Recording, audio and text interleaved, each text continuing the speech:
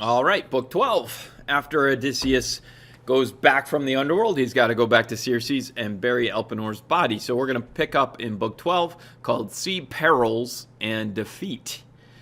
Nothing smells worse than defeat. Defeat. Never mind. By the way, perils, Perils, means danger, right? So sea dangers and loss or defeat. The ship sailed on out of the ocean stream, riding a long swell on the open sea for the land of Aea. That's Circe's island. Summering dawn his dancing grounds there, and the sun his rising. But still by night we beached on a sand shelf and waded in beyond the line of breakers to fall asleep, awaiting the day star. When the young dawn with fingertips of rose made heaven bright, I sent shipmates to bring Elpenor's body from the house of Circe. We others cut down timber on the foreland on a high point and built his pyre of logs. A pyre, P-Y-R-E. It's a funeral pyre. It's a bonfire to burn up a dead body. That way the spirit then goes up into the heavens. Then we stood by weeping while the flame burnt through corse and equipment. Then we heaped his barrow, lifting a gravestone on the mound, and fixed his light but unwarped oar against the sky. These were our rites in memory of him. Soon then, knowing us back from the dark land, Circe came freshly adorned for us with handmaids, bearing loaves, roast meats, and ruby-colored wine. She stood among us in immortal beauty, jesting, "Hearts of oak, did you go down alive into the homes of the death?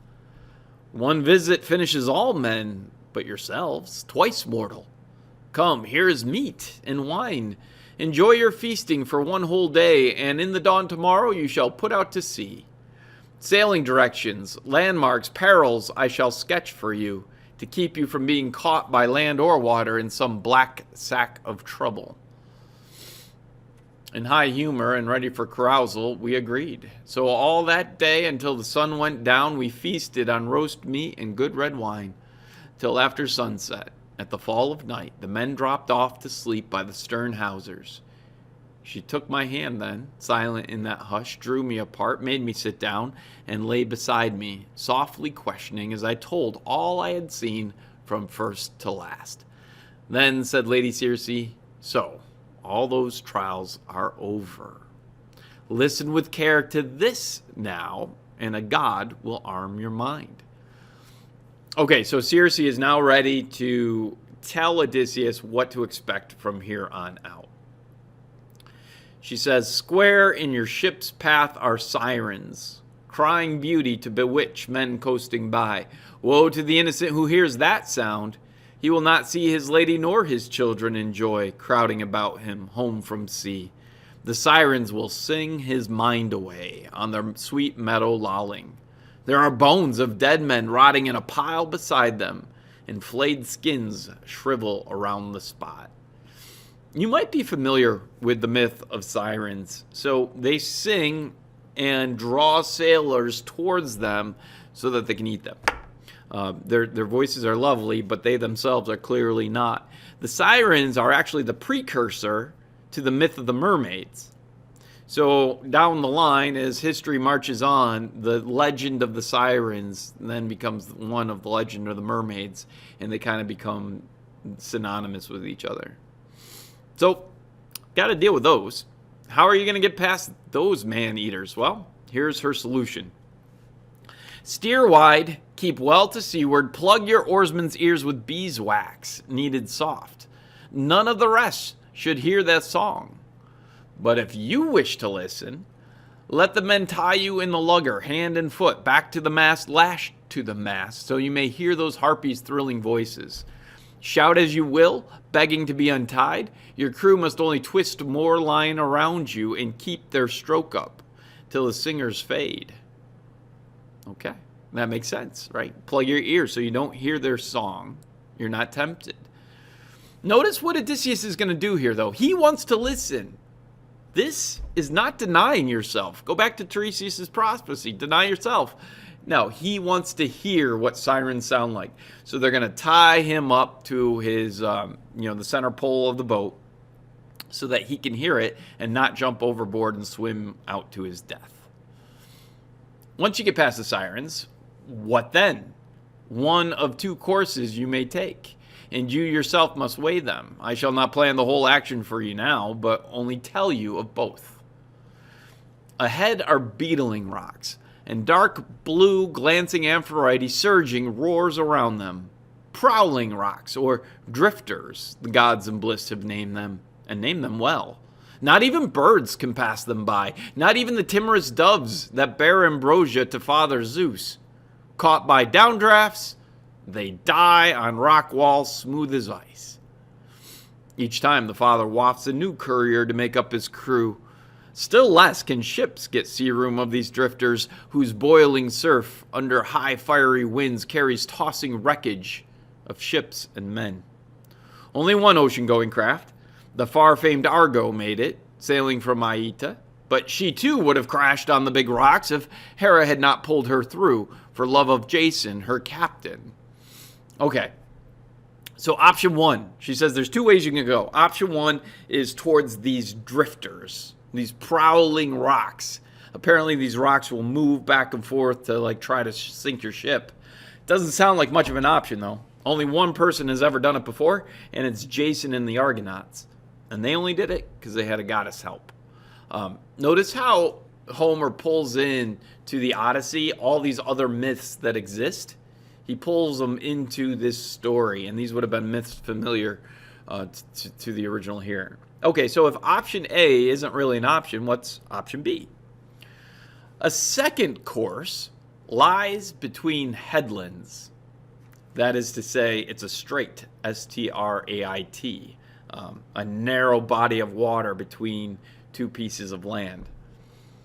One is a sharp mountain piercing the sky, with storm cloud round the peak dissolving never, not in the brightest summer to show heaven's azure there, nor in the fall. No mortal man could scale it, nor so much as land there, not with 20 hands and feet, so sheer the cliffs are, as of polished stone. Midway that height, a cavern full of mist opens towards Erebos in evening. Skirting this in the lugger, great Odysseus, your master bowman, shooting from the deck, would come short of the cave mouth with his shaft. But that is the den of Scylla, where she yaps abominably, a newborn whelp's cry. And though she is huge and monstrous, God or man, no one could look on her in joy. Her legs, and there are 12, are like great tentacles, unjointed. And upon her serpent necks are borne 6 heads like nightmares of ferocity, with triple serried rows of fangs and deep gullets of black death. Half her length she sways her heads in air, outside her hoard cleft, hunting the sea around the promontory for dolphins, dogfish, or what bigger game thundering Amphitrite feeds in thousands. And no ship's company can claim to have passed her without loss and grief. She takes from every ship 1 man for every gullet. All right, a gullet is a throat. So how many gullets does she have? Well, if she has 6 heads, she has 6 gullets. That is to say this: if you're going to go through option B, you got to go through a narrow body of water, and on one side there's a cliff with a cave so high that you couldn't even shoot a bow and arrow up to it, where lives a 6-headed monster, and as you go underneath of her, she's going to grab 6 of your dudes off your boat. Okay, well, why not just go on the other side of the strait and hug the other shore? Well, the opposite point seems more a tongue of land you'd touch with a good bow shot at the Narrows. A great wild fig, a shaggy mass of leaves grows on it, and Charybdis lurks below to swallow down the dark sea tide. 3 times from dawn to dusk she spews it up and sucks it down again 3 times. A whirling maelstrom. Maelstrom means a whirlpool. If you come upon her, then the god who makes earth tremble could not save you. No, hug the cliff of Scylla. Take your ship through on racing stroke. Better to mourn 6 men than lose them all, and the ship too. See? So on the other side of this strait, You've got a monster that lives underwater that sucks the water down and spits it up and sucks it down and spits it up. I want you to see the choice Odysseus has. He could time it right over the whirlpool and everybody lives, right? You got to time it between the whirlpool going down and the geyser of water coming up. It's all or nothing. Either everybody survives or everybody dies. Or you go underneath the six-headed monster, you know you're going to lose 6 people, but the rest of your crew, I don't know, 30, 40 some odd people are going to survive. So I think there's an emotional choice and a logical choice. Emotionally, right, there's something to be said for all of us are going to make it or none of us are going to make it. But the logical choice is you sacrifice the 6 men for the rest, on the behalf of the rest. I'm going to skip ahead a little bit. So Odysseus asks how he can fight Scylla, and Circe says, you can't fight her. Don't stop and try to fight her. She's only going to eat more and more of your guys as you're trying to fight her. She's evil. She can't die. And then she warns him about the same thing that Tiresias warned Odysseus about. That if you survive through Scylla and Charybdis, you're going to end up at the sun god's island. And she says, now give those cows or those kine a wide berth. Keep your thoughts intent upon your course for home, and hard seafaring brings you all to Ithaca. And in a moment, when we look at the map, you'll see that's right. You just hang a hard left and you go right on home. But if you raid the beeves, I see destruction for ship and crew. Rough years then lie between. This is the exact same thing Tiresias said to Odysseus. And this is now Circe. All right. So, unlike the Bag of Winds, Odysseus tells his crew the plan. He says, dear friends, more than one man or two should know the things Circe foresaw for us and shared with me. So let me tell her forecast. Then we die with our eyes open if we are going to die, or know what death we baffle if we can. Sirens weaving a haunting song over the sea we are to shun, she said, and their green shore all sweet with clover. Yet she urged that I alone should listen to their song. Therefore you are to tie me up, tight as a splint, erect along the mast, lashed to the mast, and if I shout and beg to be untied, take more turns of the rope to muffle me. I rather dwelt on this part of the forecast while our good ship made time, bound outward down the wind for the strange island of Sirens. Then all at once the wind fell, and a calm came over all the sea as though some power lulled the swell. The crew were on their feet briskly to furl the sail and stow it then, each in place. They poised the smooth oar blades and sent the white foam scudding by. I carved a massive cake of beeswax into bits and rolled them in my hands until they softened. No long task, for a burning heat came down from Helios, lord of high noon. Going forward, I carried wax along the line and laid it thick on their ears. They tied me up, then plumb amidships, back to the mast, lashed to the mast, and took themselves again to rowing. And soon, as we came smartly within hailing distance, the 2 sirens, noting our fast ship off their point, made ready, and they sang. I'm not going to sing. If I sang, yeah, you would want to jump overboard, but not because you thought it was so great and you wanted to swim to your death. So I'm not going to sing this. But you can see here they sing this little song about how nobody can resist them. And, oh, they're such strong men from Troy, yada, yada, yada. So let's skip ahead. The lovely voices and ardor appealing over the water made me crave to listen. And I tried to say, untie me, to the crew, jerking my brows. But they bent steady to the oars. And then Paramedes got to his feet, he and Eurylochus, and passed more line about to hold me still. So all rowed on until the sirens dropped under the sea rim and their singing dwindled away. My faithful company rested on their oars now, peeling off the wax that I had laid thick on their ears, then set me free. Okay, obstacle number 1. They got by it, right? So they're past the sirens, safe and sound, and Odysseus didn't deny himself. He got to hear this beautiful siren song. What's next? But scarcely had that island faded in blue air than I saw smoke and white water, with sound of waves and tumult. It's not actually smoky seas. If you've ever been to Niagara Falls, you know the falls are where they are miles away because you can see the spray of the water coming up into the air. That's what he sees. He sees Charybdis, the whirlpool that spits up and sucks down. It was a sound the men heard, and it terrified them. Oars flew from their hands. The blades went knocking wild alongside till the ship lost way, with no oar blades to drive her through the water. Well, I walked up and down from bow to stern, trying to put heart into them, standing over every oarsman, saying gently, "Friends, have we never been in danger before this? More fearsome is it now than when the Cyclops penned us in his cave? What power he had! Did I not keep my nerve and use my wits to find a way out for us?" He did, but what he's not saying is he also got 8 of them eaten. Side point. Now I say, by hook or crook, this peril too shall be something that we remember. Heads up, lads! We must obey the orders as I give them. Get the oar shafts in your hands and lay back hard on your benches. Hit these breaking seas. Zeus, help us pull away before we founder. You, at the tiller, listen and take in all that I say. The rudders are your duty. Keep her out of the combers and the smoke.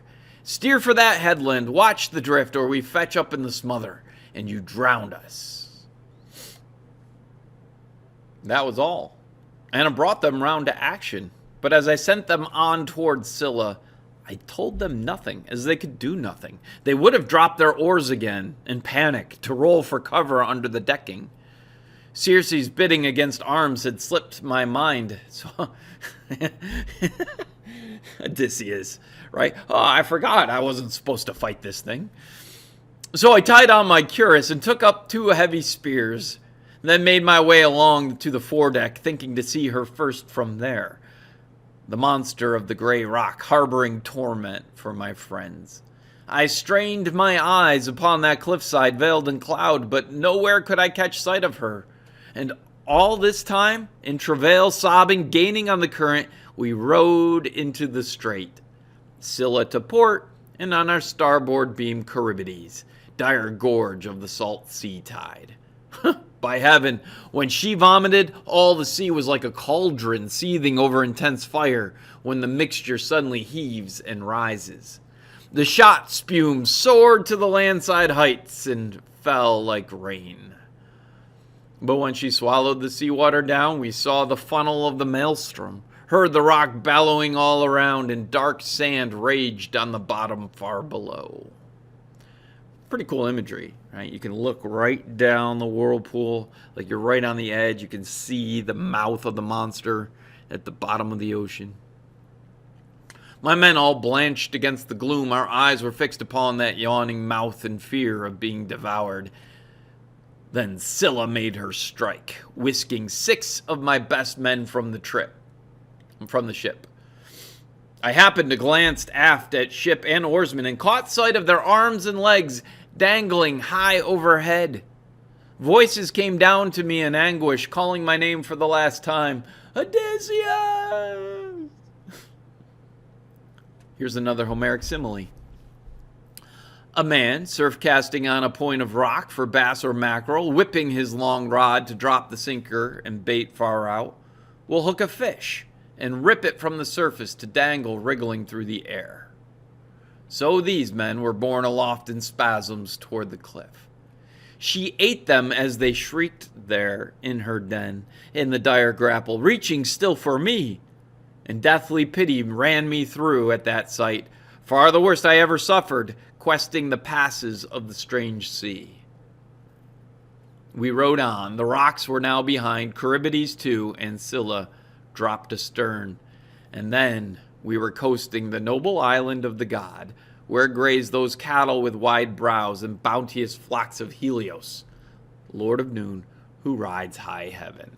All right, so they made it past the Sirens. They made it past Scylla and Charybdis. They lost 6 guys. And now They're coming up on the island of the sun god, which we heard about way back with Tiresias, and we heard about just before with Circe. Don't touch the sun god's cows. So that's where we're going to pick up next. He's going to touch the cows.